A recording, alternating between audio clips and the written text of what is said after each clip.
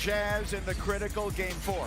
Luka Doncic with his team up by 1, knocking down a 3 in his return. But moments later on the other end, the Jazz, Donovan Mitchell throwing it up.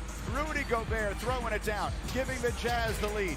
Final seconds, Luka Doncic looking for Spencer Dinwiddie. It's up and it is no good. And that series is now all even at 2 games apiece. Headed back to Dallas despite the return, Stephen A., of Luka Doncic. Why do you look so upset? Because I'm disgusted they even played Luka Doncic today. The fact of the matter is Jalen Brunson was on a roll. He had 41 in Game 2, had 31 in Game 3. You get the extra day's rest for Luka Doncic for him to heal. I know he had a big game. He dropped 30.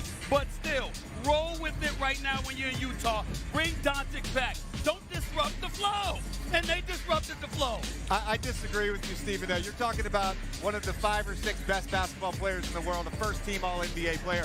I'm most impressed with his line today. Jalen, you know this. To miss the amount of time that he missed, lower body injury, and come out and have an efficient 30 ball is remarkable. And also when he's been a player that struggles sometimes with staying healthy and staying in shape, for him to be out and come back and play the way he did. Stephen A., I disagree with you. See, you gotta play Luka. See, y'all think y'all slick. Y'all think y'all slick. You gotta play the marathon. Wait a minute. I am brilliant because I know I'm not. I listen to those who are, and the fact of the matter is I see J.J. Redick and Jalen Rose tell me on many occasions, rhythm, flow, matters. Excuse me, talking about benching Luka Doncic. We're saying, wait a minute, this one game because Jalen Brunson was on a roll. You're going back to Dallas. But you can't look at it as you can't look at it as one game. You gotta look at it as a long playoff series. Why not? It's 2-2, right? Instead of 3-1. Stephen A., if Jalen Brunson is your best player, and I love Jalen, he's a friend of mine and he's a great player. Right. You're not winning the championship. They need Luka Doncic in a rhythm. I said one game. Why you acting like I'm talking about the series? This one game, Game 4 today. Rest them, bring him back in Game 5 in Dallas. Jalen, the series is tied at 2 games apiece. Who's going to win it? You know what? I'm going with Dallas. They showed me enough with Luka out. Utah got to earn my respect again, the way I saw him play him out the last couple years in the playoffs. Totally agree with Jalen. And of course I agree with them. Why would I give Utah any benefit of the doubt? They lucky they got it from me today. If Doncic is back in a rhythm and Devin Booker is injured for Phoenix, that's that side of the draw in the West. Could we see Dallas make a stunning run into the conference final? I'm not overlooking Phoenix. People underestimated them last year when Chris Paul got injured. Now with Devin Booker out, did y'all see CP last night? Yeah. Y'all see the point guard? Spectacular. I'm still going with Phoenix. I got to see what happens in this Pels-Phoenix series before I even talk about Phoenix and whoever else. I'm looking at Game 5. What adjustments the Pelicans and Willie Green are going to make in CP's pick and rolls. He's got too much space, too much time to get to his spots. They got to speed him up and blitz him. Dare I say, I think J.J. Redick's a bit skeptical. I don't understand why he's so skeptical. I don't understand it. I watched CP3 do what he did. I expect him to beat the Pelicans, and I expect Devin Booker back for the next round. They would win this round, and they will beat Dallas in the next round. DeAndre Ayton will be dominant, in my opinion, against the Mavs. The defensive player of the year, by the way, is stretching directly behind us. The Celtics are getting set. But Adrian Wojnarowski joins us here on the floor. Obviously, the big story for Philly, Woj, is the health of Joel Embiid. What can you tell us about his status going forward? Hey, Greeny, Joel Embiid is going to undergo an MRI tomorrow on that injured right thumb when the Sixers return to Philadelphia. Now, sources tell Ramona Shelburne and me that the initial examination of that thumb suggested ligament damage. After Game 3, Joel Embiid played Game 4 without undergoing that MRI, scored 21 points today.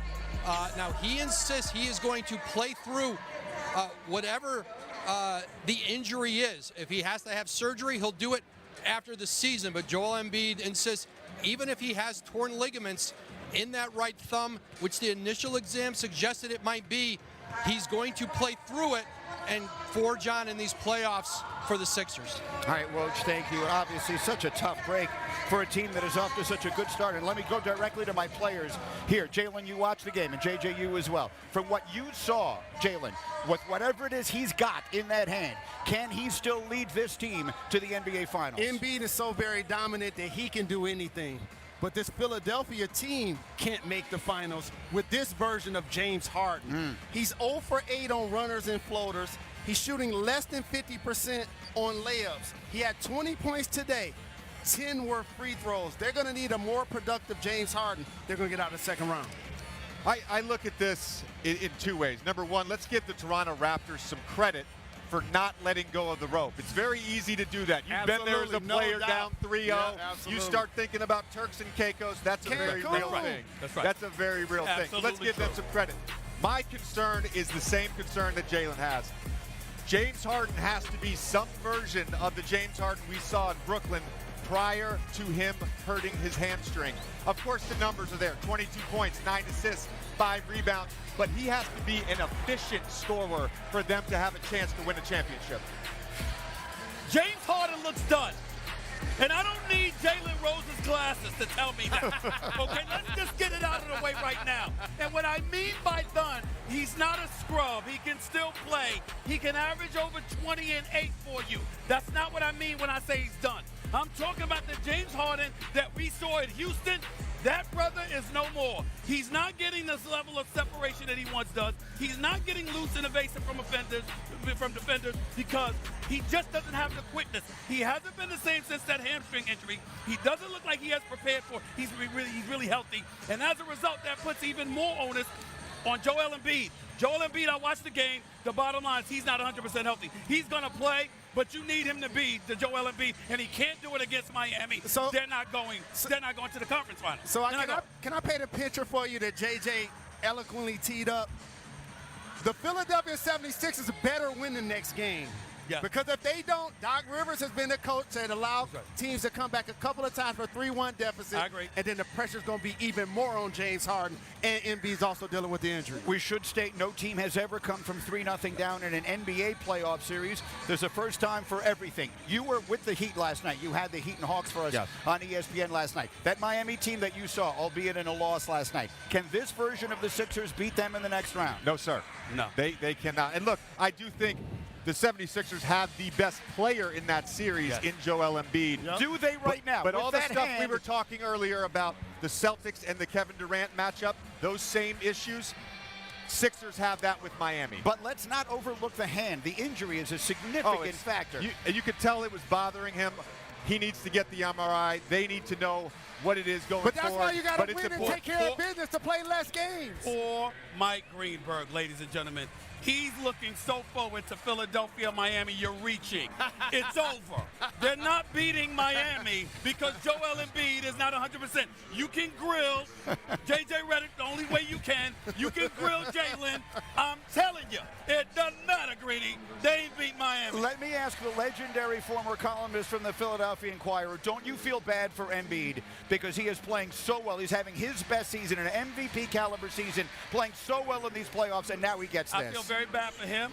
I feel very bad for Doc Rivers. I do not feel bad for James Harden. He's got something to prove, and he's in position to prove it. And I'm not going to feel bad for Darryl in order to get James Harden. I'm not feeling sorry for them. Well, Embiid and Doc Rivers, yes. Oh, we're not going to do the feeling sorry thing, period. Because I heard people saying this was Shaq and Kobe. I heard Embiid and Doc saying that this was the year to win a championship. You ain't hear that from me. Show us. We will find out. In the meantime, the Brooklyn Nets have not given up their hopes of winning a championship. And we are ready for the main event. Welcome to Brooklyn with Stephen A. Smith and Jalen Rose. Missing our teammate Michael Wilbon, but delighted to have J.J. Redick with us tonight in Brooklyn. I'm Mike Greenberg, and you can't ask for more than we have right here. Our opening tip tonight, of course, is Kevin Durant, the superstar for Brooklyn, widely considered the greatest pure scorer of his generation, one of the greatest players to ever live. But in this series, he has struggled, including an ugly 0-for-10 in the second half Wednesday that left his Nets in a 2-0 hole headed into tonight. So certainly there is pressure on Brooklyn, and there is